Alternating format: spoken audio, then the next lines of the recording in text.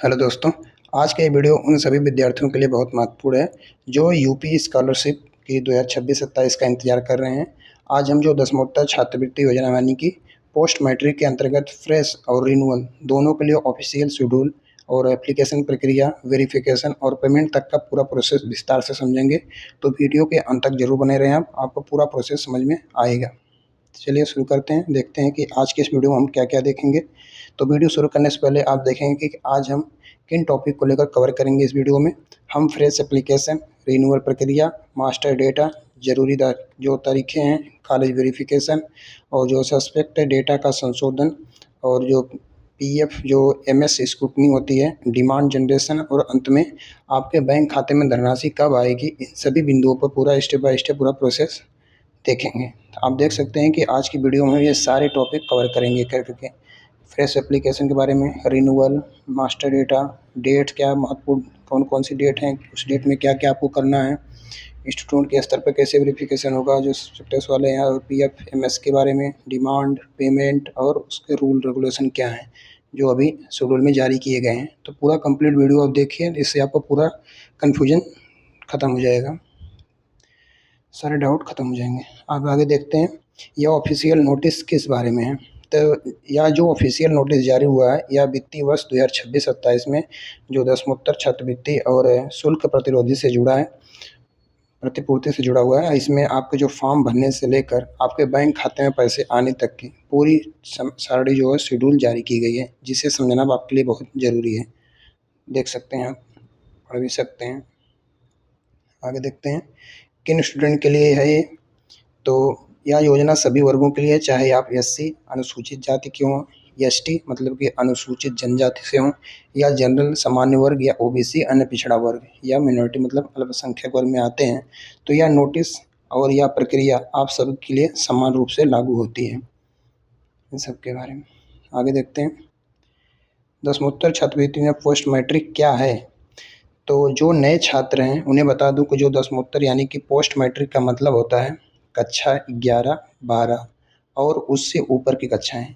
अगर आप UG, PG, diploma या किसी भी प्रोफेशनल कोर्स में हैं तो आपके दायरे में आते हैं, तो आप इन सब के दायरे में आते हैं, दसमोत्तर छात्रवृत्ति के अंदर में आप आते हैं। इसमें आपको जो मासिक शैक्षणिक जो भत्ते के साथ साथ आपकी जो संस्था के जो नए रिफंडेबल फीस की प्रतिपूर्ति फीस जो होती है पूरी मिलती है आपको इसमें।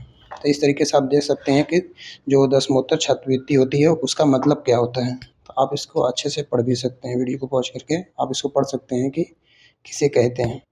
आगे देखते हैं फ्रेश और रिन्यूअल को समझिए। तो अब दो बहुत ही महत्वपूर्ण शब्द हैं, क्या, फ्रेश और रिन्यूअल। फ्रेश एप्लीकेंट वो हैं जो किसी नए कोर्स को या नए कॉलेज में पहली बार स्कॉलरशिप फॉर्म भर रहे हैं। वहीं रिन्यूअल एप्लीकेंट मतलब रिन्यूअल वो छात्र हैं जो रिन्यूअल कर रहे हैं जिनका रिकॉर्ड पहले से पोर्टल पर है और वे उसी कोर्स के अगले साल सेकेंड ईयर या थर्ड ईयर के लिए फॉर्म का नवीनीकरण कर रहे हैं, रिन्यूअल कर रहे हैं।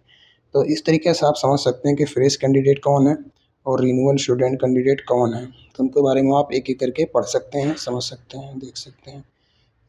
अब बात करते हैं रिन्यूअल स्टूडेंट के लिए कंप्लीट प्रोसेस क्या रहेगा, इसके बारे में आपको देख लीजिए। आप स्क्रीन पर रिन्यूअल छात्रों का पूरा वर्क फ्लो आप देख सकते हैं कि यह 8 जो स्टेप में होता है। पहले आप देख सकते हैं कि पहले में क्या है, रिन्यूअल करेंगे। पहले क्या करेंगे, रिन्यूअल।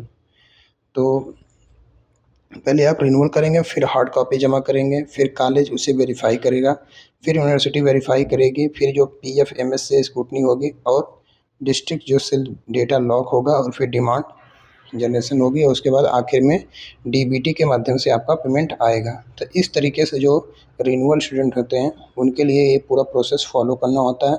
देख सकते हैं पूरा प्रोसेस इसमें आपको स्क्रीन पर दिख रहा होगा कि पहला स्टेप में क्या है, दूसरे स्टेप में क्या है, तीसरे में क्या है। इस तरीके से 8 पूरा स्टेप पूरा फॉलो करते हुए आपका पेमेंट प्रोसेस होगा। आगे बढ़ते हैं। फ्रेश स्टूडेंट कंप्लीट फ्लो क्या रहेगा इनका, फ्लो चार्ट क्या रहेगा इनका। तो इसी तरह जो फ्रेश छात्रों का जो प्रोसेस भी 8 स्टेप का ही है। बस फ़र्क इतना है कि आपको सबसे पहले एक नया रजिस्ट्रेशन करना होगा, फाइनल प्रिंट लेना होगा, डॉक्यूमेंट जमा करने होंगे और उसके बाद कॉलेज वेरिफिकेशन से लेकर पेमेंट तक की प्रक्रिया रिन्यूअल की तरह ही चलेगी आपकी। देख सकते हैं पूरा स्टेप। आगे बढ़ते हैं। फ्रेश एवं रिन्यूअल में मुख्य अंतर क्या क्या रहेगा? तो अगर हम दोनों में अंतर की बात करें तो फ्रेश में आपको नया रजिस्ट्रेशन करना होता है और सारे डॉक्यूमेंट अपलोड करने होते हैं। साथ ही आपकी जो पूरी जो प्राथमिक जांच होती है, जबकि रिन्यूअल में आप अपने पुराने रजिस्ट्रेशन नंबर से लॉगिन करते हैं और केवल नई मार्कशीट और फीस रसीद अपलोड करते हैं और आपकी जो पिछली उपस्थिति और अंकों के मिलान किया जाता है। तो इस तरीके से आपका फ्रेश और रिन्यूअल में मुख्य अंतर आप समझ सकते हैं। रजिस्ट्रेशन, नया रजिस्ट्रेशन आवश्यक है, पुराने रजिस्ट्रेशन नंबर से लॉगिन हो जाएगा। दस्तावेज अपलोड करने के लिए सभी प्रमाण पत्र अपलोड होंगे और इसमें केवल जो नवीनतम मार्कशीट शुल्क वो अपलोड होती है। तो इस तरीके से आप पूरा प्रोसेस देख सकते हैं। फ्रेश और रिन्यूअल कैंडिडेट दोनों के लिए हमने चार्ट दिखा दिया आपको। आगे बढ़ते हैं। डेटा, मास्टर डेटा क्या है, तो इसको भी समझ लीजिए। अब सेक्शन 3 पर आते हैं। मास्टर डेटा, तो आपके जो फॉर्म भरने से पहले और कॉलेजों और यूनिवर्सिटी को अपना डेटा पोर्टल पर चढ़ाना होता है, जिसे हम मास्टर डेटा कहते हैं। तो इसमें आप कंफ्यूजन ना हो, और इसके बिना आपका जो कॉलेज पोर्टल पर शो नहीं करेगा। तो ये मास्टर डेटा यही होता है। इसलिए किसके लिए है? तो या कॉलेजों और यूनिवर्सिटी के लिए है। आगे बढ़ते हैं। मास्टर डेटा में क्या क्या होता है, तो इसको भी आप थोड़ा समझ सकते हैं कि इस डेटा में कॉलेज का कोड, नाम, जो मान्यता चलाए जाते हैं और जो चलाए जा रहे हैं कोर्सेज हैं, उनके नाम हो गया, कोड हो गया, मान्यता प्राप्त है कि नहीं है, चलाए जा रहे कोर्सेज कौन है, कोर्स की फीस, कुल सीटें और कोर्स की अवधि जैसे सभी ज़रूरी जानकारियाँ इसमें शामिल होती हैं। इस तरीके से आप देख सकते हैं। आगे बढ़ते हैं। Master data preparation time line, तो शैक्षणिक संस्थाओं द्वारा यह मास्टर डेटा तैयार करने के लिए आधिकारिक जो तिथि है वो 22 जुलाई 2026 से लेकर 15 अगस्त 2026 तक निर्धारित की गई है। इसी बीच कॉलेज अपना काम पूरा करेंगे। मास्टर डेटा का प्रिपरेशन ही रहेगा। आगे बढ़ते हैं। आगे आपको भी और देखने को मिलेगा कि नवीन इंस्टीट्यूशन का मास्टर डेटा क्या है। तो जो नए कॉलेज इस साल खुले हैं उन्हें इस मास्टर डेटाबेस में शामिल होने के लिए जिला समाज कल्याण अधिकारी के माध्यम से ऑनलाइन आवेदन करना होगा, तभी उनके छात्र फॉर्म भर पाएंगे। देख सकते हैं। राज्य से बाहर स्थित इंस्टीट्यूशंस, तो उत्तर प्रदेश के जो छात्र, मतलब कि उत्तर प्रदेश के जो छात्र राज्य से बाहर किसी सरकारी या अनुदानित, पूरा हिंदी एवं पूरा, तो संस्था में पढ़ रहे हैं, अनुदानित संस्था में पढ़ रहे हैं, तो उनके कॉलेजों के जो मास्टर डेटा में शामिल होने के लिए अलग से जो विशेष नियम लागू होंगे। तो आप इनको एक बार पढ़ सकते हैं। अगर मेरे से समझ नहीं आया बोलने से तो आप इनको एक बार पढ़ के समझ सकते हैं। आप भी पूरा हिंदी में लिखा हुआ है। पुलम थोड़ा बोलने में थोड़ी दिक्कत रहती है, थोड़ा अक्षर पढ़ने में आता नहीं है कभी कभी। चलिए कोई बात नहीं, आगे देखते हैं। मास्टर डेटा वेरिफिकेशन हायरार्की, तो मास्टर डेटा का जो वेरिफिकेशन 3 स्टेज में होता है। पहले स्वयं जो कॉलेज इंस्टीट्यूट लेवल पर, और फिर यूनिवर्सिटी या एजेंसी के लेवल पर, और आखिर में डिस्ट्रिक्ट लेवल मतलब जिला के स्तर पर अधिकारियों द्वारा इसे वेरीफाई किया जाता है। तो ये पूरा वेरिफिकेशन का पूरा प्रोसेस है।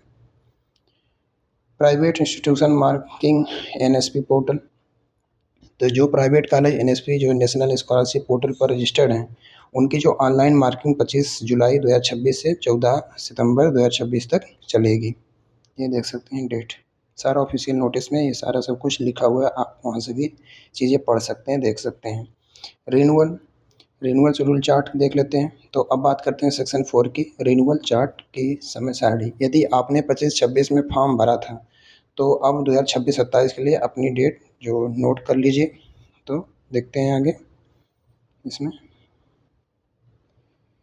Renewal application timeline. तो इसमें रिन्यूअल वाले जो छात्रों के लिए ऑनलाइन आवेदन की जो तिथि रहेगी वो 15 सितंबर 2026 से शुरू होकर 15 अक्टूबर 2026 तक चलेगी। आपको अपना जो फॉर्म रिन्यू करने का लिए पूरा 1 महीने का समय मिलेगा। तो इस समय का अंदर ही सबको सबमिट करना होगा। आगे बढ़ते हैं। रिन्यूअल हार्ड कॉपी सबमिशन, तो ऑनलाइन फॉर्म भरने के बाद अपने जो डॉक्यूमेंट और हार्ड कॉपी कॉलेज में जमा करने के लिए आखिरी तारीख जो रहेगी वो 25 अक्टूबर 2026 रहेगी। देख सकते हैं इसमें लिखा है 25 अक्टूबर 2026 रहेगी। यह डेट याद रखिएगा कि 15 सितंबर से जो 25 अक्टूबर तक 2020 15 सितंबर से 25 अक्टूबर 2026 के बीच आपको कॉलेज में हार्ड कॉपी देनी ही है। आगे बढ़ते हैं। इंस्टीट्यूशन वेरिफिकेशन डेटा पॉइंट्स, इसको समझ लेते हैं। जब आप फॉर्म देंगे तो कॉलेज क्या चेक करेगा। कॉलेज आपका बायोमेट्रिक पिछले साल के मार्क्स, जमा की गई फीस और सबसे ज़रूरी आपकी 75% उपस्थिति अटेंडेंस का मिलान करेगा और पोर्टल पर दर्ज करेगा। तभी सब निर्धारित होगा कि आपको मिलेगा कि नहीं मिलेगा स्कॉलरशिप। सब कुछ चेक होगा। आप देख सकते हैं क्या क्या चेक होता है। ये सब अंदर की बात है, आप चेक कर देख सकते हैं कि क्या क्या कॉलेज इंस्टीट्यूट वाले सारा मिलान करते हैं। स्कॉलरशिप पाने के लिए इतने सारे प्रोसेस होते हैं पीछे के। आगे बात करते हैं संस्था द्वारा अपने रिन्यूअल और फॉरवर्डिंग बाय इंस्टीट्यूशन। तो संस्था द्वारा आपका जो डेटा ऑनलाइन वेरीफाई करके आगे फॉरवर्ड करने की जो तिथि रहेगी 15 सितंबर 2026 से 15 अक्टूबर 2026 तक का है। और आपका जो काम है समय पर फॉर्म देना है ताकि कॉलेज इसे आगे बढ़ा सकें। यूनिवर्सिटी एफिलिएशन और एजेंसी वेरिफिकेशन। तो कॉलेज के बाद फॉर्म आता है यूनिवर्सिटी के पास। यूनिवर्सिटी द्वारा जो छात्र डेटा का सत्यापन की तारीख 15 सितंबर से 2026 से लेकर 5 नवंबर 2026 तक चलेगी। यह प्रोसेस विश्वविद्यालय एजेंसियों द्वारा रहेगा। टाइम उनकी दी गई है। Renewal PFMS software security. तो ये क्या है? तो यूनिवर्सिटी से पास होने के बाद आपको जो 6 नवंबर 2026 से 20 नवंबर 2026 के बीच आपका डेटा PFMS सॉफ्टवेयर द्वारा ऑटोमेटेड जो टेस्ट और स्क्रूटनी किया जाएगा। आगे देखते हैं सस्पेक्टस डिफेक्टिव डेटा क्या है, इसको भी समझ लीजिए कि अगर आप एक बहुत आम सेशन मतलब सस्पेक्शन में अगर डेटा अगर PFMS द्वारा वेरिफिकेशन के दौरान आपके जो फॉर्म में आय, जात और जो रोल नंबर या अटेंडेंस में कोई गड़बड़ी मिसमैच होती मिलती है तो आपका फॉर्म सस्पेक्ट डेटा की श्रेणी में चला जाएगा। तो आप जो भी फॉर्म अपना मतलब कि आप जो भी कागज़ पत्र अपना बनवाए हैं मतलब कि आय, जात, निवास जो भी है आपने इसमें डॉक्यूमेंट लगाएंगे। वो डॉक्यूमेंट पर मैं एक वीडियो बनाऊंगा क्या क्या डॉक्यूमेंट लगेगा। अभी मैं पूरा उसके बारे में तैयार कर लिया हूँ, आपको बताऊंगा इसमें क्या क्या डॉक्यूमेंट आपको लगेगा। तो कोई भी फॉर्म में कोई भी डॉक्यूमेंट हो उसमें जो भी डिजिट है, कैरेक्टर है, सब आप अच्छे से फिल करिएगा ताकि कोई दिक्कत ना हो। आगे बढ़ते हैं district committee data lock clear data. तो जिन छात्रों का डेटा बिल्कुल सही क्लियर पाया जाएगा उसे जिला स्तरीय समिति द्वारा 21 नवंबर 2026 से 26 नवंबर 2026 के बीच लॉक कर दिया जाएगा। तो ये उनकी डेट है। आगे बढ़ते हैं। ये सारी डेट में आपका प्रोसेस चलता रहता है। जैसे आप रिन्यूअल या फ्रेश भरते हैं तो रिन्यूअल डिमांड जनरेशन क्या है, तो देख सकते हैं डेटा लॉक होने के बाद 27 नवंबर 2026 से 30 नवंबर 2026 तक डिजिटल सिग्नेचर के लिए राज्य स्तर पर फंड की डिमांड जनरेट की जाएगी। आगे देखते हैं रिन्यूअल स्कॉलरशिप डिस्ट्रीब्यूशन। तो इसमें आपका जो भी सबसे ज़्यादा इंतजार रहता है क्या, स्कॉलरशिप का पैसा। रिन्यूअल वाले जो छात्रों के जो आधार सीडेड बैंक खातों में 1 दिसंबर 2026 से 10 दिसंबर 2026 के बीच धनराशि भेज दी जाएगी। यानी कि रिन्यूअल आपका पैसा सबसे पहले मिलेगा, यानी कि रिन्यूअल वालों को पैसा सबसे पहले मिलता है। आगे बढ़ते हैं सेक्शन 6 फ्रेश स्टूडेंट प्रोसेस। तो अब आते हैं सेक्शन 6 पर। फ्रेश छात्रों मतलब फ्रेश कैंडिडेट के लिए पूरा टाइम टेबल। तो जो छात्र फर्स्ट ईयर में हुए आप ध्यान दें, आगे बात उस पर करेंगे। Fresh registration and online application. तो फ्रेश छात्रों के लिए देख सकते हैं कि फ्रेश छात्र के लिए जो रजिस्ट्रेशन ऑनलाइन आवेदन की डेट रहेगी 15 सितंबर 2026 से शुरू होकर 31 अक्टूबर 2026 तक चलेगी। तो आप इन डेट को जरूर याद रखिएगा जो नए छात्र के लिए हैं ये डेट। फ्रेश जो एप्लीकेशन फाइनल प्रिंट। तो फाइनल प्रिंट के साथ जो सभी डॉक्यूमेंट की हार्ड कॉपी अपने कॉलेज में जमा करने की जो आखिरी तारीख रहेगी वो 4 नवंबर 2026 है। तो 16 सितंबर 2026 से 4 नवंबर 2026 तक ये सारा डॉक्यूमेंट सबमिशन का प्रक्रिया चलेगी। देख सकते हैं हार्ड कॉपी और डॉक्यूमेंट सबमिशन की डेट। आगे बढ़ते हैं फ्रेश इंस्टीट्यूशन वेरिफिकेशन। तो कॉलेज आपके फॉर्म को चेक करेंगे और जो 16 सितंबर 2026 से 10 नवंबर 2026 तक उसे आगे जिला स्तर पर फॉरवर्ड करेंगे भेजेंगे आगे। Fresh applicants university verification. तो फ्रेश छात्रों के यूनिवर्सिटी या एजेंसी द्वारा डेटा सत्यापन का कार्य जो 16 सितंबर 2026 से 25 नवंबर 2026 के बीच किया जाएगा। फ्रेश एप्लीकेंट्स PFMS जो स्क्रूटनी रहेगी वो देख लेते हैं कि यूनिवर्सिटी के बाद 26 नवंबर 2026 से 5 दिसंबर 2026 के बीच PFMS सॉफ्टवेयर आपके डेटा की स्क्रूटनी करेगा। Section 7 fresh subscription data processing. ये क्या है? तो अगर इन दौरान अगर छात्रों के आवेदन में कोई भी त्रुटि पाई जाती है तो उसे सस्पेक्ट मान लिया जाएगा, जिसका सुधार आगे किया जा सकेगा। District committee data log fresh clear data, ये क्या है? तो जिन फ्रेश छात्रों का डेटा बिल्कुल शुद्ध क्लियर है उन्हें जिला समिति द्वारा 6 दिसंबर 2026 से 15 दिसंबर 2026 तक स्वीकृत और लॉक कर दिया जाएगा। आगे देखते हैं फ्रेश डिमांड जनरेशन टाइमलाइन, ये क्या है? तो फ्रेश छात्रों के लिए डिजिटल सिग्नेचर से मांग पत्र डिमांड जनरेशन मतलब कि 16 दिसंबर 2026 से 20 दिसंबर 2026 के बीच तैयार किया जाएगा। फ्रेश स्कॉलरशिप पेमेंट टाइमलाइन, तो और फ्रेश विद्यार्थियों के बैंक खाता में स्कॉलरशिप का पैसा 21 दिसंबर 2026 से 21 दिसंबर 2026 से लेकर 31 दिसंबर 2026 के बीच ट्रांसफ़र किया जाएगा, या जो सेकेंड फेज का पेमेंट होगा। सेक्शन 8, तो आप मान लीजिए आपके फॉर्म में कोई सस्पेक्ट डेटा आ गया तो घबराइए नहीं, आपको जो त्रुटिपूर्ण डेटा को गलत डाटा जो जानकारी आपने फिल कर दी है गलती से, तो सुधारने का आपका मौका दिया जाएगा। कब? Student correction and verification window कब दिया जाएगा आपको? तो छात्रों द्वारा इस सस्पेक्ट डेटा को सुधारने और वापस कॉलेज में जमा करने की विंडो जो 6 दिसंबर 2026 से 31 दिसंबर 2026 तक खुली रहेगी। आगे देखते हैं PFMS री स्क्रूटनी ऑफ करेक्ट डेटा, तो आपके सुधार के फॉर्म को PFMS द्वारा 1 जनवरी 2027 से 10 जनवरी 2027 के बीच दोबारा से स्क्रूटनी मतलब चेक के लिए भेज दिया जाएगा, चेक कर लिया जाएगा। और final district level data lock, तो इस सही किए गए डेटा को जिला समिति द्वारा अंतिम रूप से 11 जुलाई 2027 से 20 जनवरी 2027 तक लॉक कर दिया जाएगा। आगे देखते हैं final demand generation corrected cases, इन सस्पेक्ट करेक्शन वाले छात्र के जो फाइनल डिमांड 21 जनवरी 2027 से 25 जनवरी 2027 के बीच स्टेट यूनिट को भेज दी जाएगी। फाइनल स्कॉलरशिप पेमेंट फेज, तो और आखिरकार सस्पेक्ट जो डेटा सुधारने वाली विद्यार्थियों के बैंक खाता में 27 जनवरी 2027 से 31 जनवरी 2027 के बीच स्कॉलरशिप भेज दी जाएगी।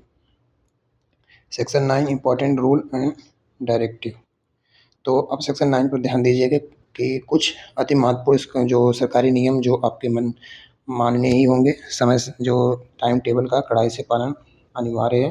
देखते हैं आवेदन पेंडिंग नहीं रहना चाहिए, तो ये भी देख लेंगे। पहली वार्निंग आपको कि आपका जो फॉर्म कहीं भी पेंडिंग नहीं रहना चाहिए।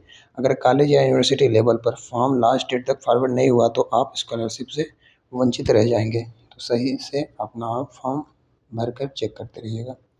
गलत जानकारी भरने पर स्थिरीकरण, ये क्या है? तो रिजेक्शन रिस्क है।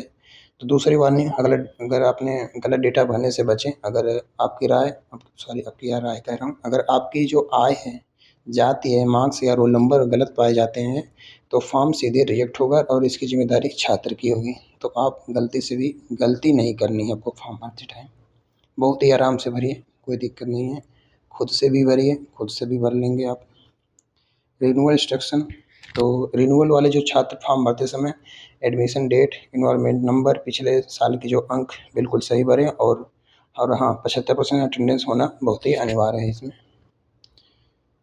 एग्जामिनेशन रिजल्ट का महत्व, तो फॉर्म जो मार्क्स भरते समय ध्यान रहे कि आपका जो रिजल्ट आ चुका है तो ही मार्क्स भरें। सेमेस्टर वाले जो छात्र दोनों सेमेस्टर का जो टोटल SGPA भरना होगा।